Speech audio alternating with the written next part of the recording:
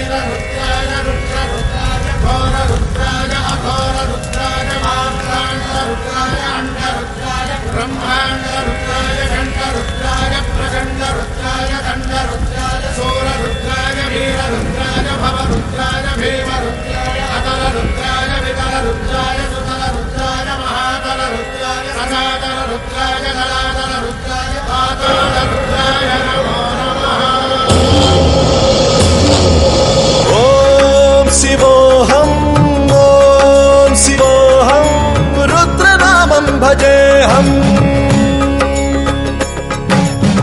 ॐ शिवोऽहं रुद्रनामं भजेऽहम् वीरभद्राय अग्निनेत्राय घोरसंहारः सकललोकाय सर्वभूताय सत्यसाक्षात्करा